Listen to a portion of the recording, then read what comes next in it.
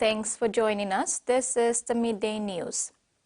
The family of Assistant Commissioner of Police Anthony Wagambi Jr. were present at the APEC House to witness him testify at the Commission of Inquiry into the RPNGC January 10th civil unrest. Present to witness are his father, mother, wife, children, siblings, and extended family members. Wagambi is expected to inform the inquiry today about the events leading into the January 10th civil unrest, what happened on that day, and how police managed to restore normalcy. 24 officers from the Department for Community Development received certificates in reserve policing on Friday, 1st of November. After completing 8 weeks of training under the reserve policing at the National Center for Excellence at Bomana. Policing training was conducted through a partnership between the Department of Community Development and Religion, the Department of Justice and Attorney General, the National Censorship Board, and the Royal PNG Constabulary. Secretary for the Department of Community Development and Religion, Jerry Ubase, explained that the initiative to establish reserve policing came about after the establishment of the National GBV Secretariat under the department. Underneath Department of Community Development and Religion, we saw that there's a need for the department to partner with the Royal Papua Constabulary through the community policing. All members blaming the policy, especially in the community areas, now settlements, where we saw that the violence against women and girls is prevalent. So given that undertaking, we come up with a group of officers, notably Mr. Pingwa seated here, and we decided to come up with an initiative to write to the commissioner requesting so that we become a reservist to help our counterparts, our regulars to police, community policing in the community. And through God's grace, I'm commissioner and give him this approval. Director for Community Policing of the RPNGC, Chief Superintendent Cipron Papota, explained that the RPNGC has revised the policy of training on the selection and recruitment of police reservists and put in place a MOU template. I just basically touch base on those issues highlighted in the MOU. Recruitment, selection, training. And we all know, under the policy it has changed that all the lines are like joining reserve. They have to be trained to a veteran. And for the case of stakeholders and corporate organizations, they must be permanent employees of the organization. They must be senior public servants. Or for the case of those private sectors, they have to be permanent and they have to be senior officers within the corporate organizations. Okay, training requirements for a period of 6 months, but it has been amended to 10 weeks now. 10 weeks now. So the next training that we are going to conduct will be 10 weeks. It's no longer 6 weeks like we have done for our the reservists currently here today. The certificate recipients were also given ranks according to the RPNGC reservist policing standards during the ceremony. Salome Vincent, TVWAN News. For 2 weeks, 25 participants from diverse educational backgrounds planned and mapped out how best they can integrate and align financial dedication to the mainstream curriculum of grade 2 to grade 6. This financial education content alignment and development workshop concluded recently was funded by the Center for Excellence in Financial Inclusion and facilitated in collaboration with the Department of Education Curriculum Development Division. 25 participants, including primary school teachers, DOE CCD curriculum officers and CEFI staff attended the workshop. Their combined expertise will help ensure that developed materials are both comprehensive and applicable in real classroom settings, a crucial step in integrating financial education into the national curriculum. This workshop facilitated an opportunity for the participants to engage in content writing and discussions to create high-quality educational resources that cover important financial topics like savings, budgeting, banking services, debt management, and investments and insurance. These resources aim to promote informed decision-making and improve students' financial awareness from an early age. In the books, which are the 7 activity resource books, as well as the resource books, as well as the activity books for the preparatory to the grade 6. This is a very important endeavor because this is the foundation for the future, and to empower the people, basically empower the student to make informed decisions in all their economic activities. This workshop marked a significant step in embedding financial education into the education system, with the ultimate goal of preparing Papua New Guinea students to become financially responsible adults. Commitment in developing effective resource material is highly commendable. I encourage you that this workshop should not be the end of your engagement.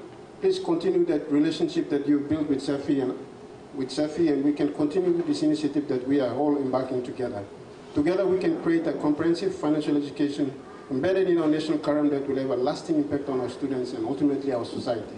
The workshop is a strategic move to realize the critical changes that must take place to ensure countrywide change. It's not too late to change this course, and I think it is what we have done here, that is the way to go. We have to change with our future generation. We have to change with our children, and that is why this the syllabus, the resource activities for students and the teachers that have been developed for the last 2 weeks is very, very important. The 2-week workshop concluded on Friday, 1st November. The 21st National Canoe and Kundu Festival in Alota was a triumphant cultural celebration that created opportunities for Milimbe's tourism and cultural landscape. Tourism, Arts and Culture Minister Belda Nama made key announcements at the closing ceremony on November 3rd, unveiling 4 new projects: the Miss Bird of Paradise pageant, selection of Milimbe dance groups for the 2025 South Pacific Festival of Arts in Fiji, establishment of provincial tourism centers, and the promotion of the Sailau documentary film. The Miss Bird of Paradise pageant, distinct from the Miss PNG pageant, invites young women from all 22 provinces to compete, showcasing PNG's cultural diversity. Fusion Milimbe was named as the local coordinator. Nama selected 4 traditional dance groups from Milimbe: Watawa, Oyuveyova, Waipalala, and Kaikuwali and Diligwegwena to represent PNG in Fiji, emphasizing the value of authenticity and artistic integrity in cultural performances. Nama announced plans to open tourism centers in Milimbe, New Island, and Sundown provinces. These centers will provide cultural hubs where tourists can buy souvenirs, learn about local traditions, and experience PNG's heritage. He encouraged Milimbe leaders to allocate land for a new tourism center to enhance the province's appeal to visitors, honoring the Sailau documentary, which captures a 13-month expedition using traditional seafaring techniques to circumnavigate New Guinea. Nama praised the film's creators and promised to promote it internationally. The expedition underscores Milimbe's maritime heritage and inspired the establishment of a canoe-building school to pass down seafaring knowledge. NKKF Chairman Habona Tasman thanked Minister Nama and participants for their support, celebrating a record turnout and a vibrant display of traditional Milimbe canoes, dances and music, marking this year's NKKF as one of the most memorable in recent history.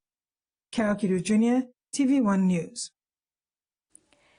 In Australia, tens of thousands of racing crowds flock to Flemington Racecourse as Melbourne Cup Day gets underway Under warm, sunny skies, the Melbourne Cup field has been reduced to 23 for 2024, with French imported horse at Hannah-Baskin withdrawn from the race on Monday evening. All 24 horses did their mandatory final veterinary inspections yesterday before the big race. All but one of the fields passed the inspection, but the Hannah-Baskin was found to have a cardiac arrhythmia. In sports, Hekari United proved too strong for first-timers Gulf Comara FC in the Premier Soccer League Grand Final on Saturday at the PNG Football Stadium in Port Moresby. Hekari United claimed a 2-1 victory in a close contest. Hekari again proved they are a benchmark team in the country. Comara FC's relentless efforts to reach the Grand Final is a milestone. Comara Football Club 6 years to make their maiden grand final, and they didn't look like debutants on the big stage. They took the pitch with intent to win and were ready to upset the defending champions Hekari United. The 2-1 scoreline at full-time reflected Comara Football Club's brilliance in football, standing up to a tough challenge against a formidable team like Hekari. Both teams showed promise on the pitch. Jerry Allen's Hekari United fielded two Brazilian imports, Eric Joe and Lucas Sousa, in their team, and a wealth of big-game experienced players. It was a fitting welcome to Coach Allen, who took over the role from David Muta. Coach Allen had previously coached Hekari United to consecutive national championship titles in 2007 and 2008. During those years, Allen led the Red Army to their first ever OFC Club Championship and gave the club popularity in the region. It was a great time for the club to play in the finals, players and fans, as the 2024 Premier Soccer League Grand Final ended with presentation. The Comara Football Club may have missed out on the cup title, but given the way they play in the final, they are expected to come back stronger next season. Meanwhile, in the third place in playoff earlier, Ley City FC proved too strong for the Port Moresby Strikers, 3 points to 2 to finish third. Rex Litter, TV1 Sports.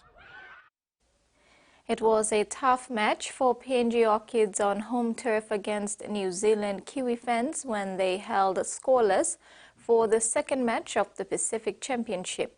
Orchids head coach Tenny Norris remains positive despite the scoreboard and the online trolls targeting the players. She considered none of those will affect the team as they prepare for the promotion-relegation match this weekend. They come back towards the left. Having failed to register a point in the last two international outings against Australia and New Zealand, PNG Orchids head coach Tenny Norris was asked at the post-match press conference yesterday what she could do to improve her side's performance ahead of the 2026 Rugby League World Cup, which is 12 months away. Orchids coach conceded there is so much work to do to be better and competitive against top teams like Australia and New Zealand. She said having to go up against teams that are made up of NRLW players was always hard for the Orchids. Norris said it is good to play against top teams. She said this gives her side a clear indication of what they need to work on and improve. Norris said her Orchids are a young side. She commended players making their way through the newly introduced Santos Cup competition. The Orchids coach added that the Santos Cup is a good pathway program and will help the national team. The Orchids will be playing the winner of the Pacific Bowl Championship, Fetu Samoa, on Sunday, November 10th in Sydney in the promotion relegation match. Rex Litter, TV1 Sports. And that ends our news update for today. Do join us at 6 p.m. for our main bulletin. Bye for now.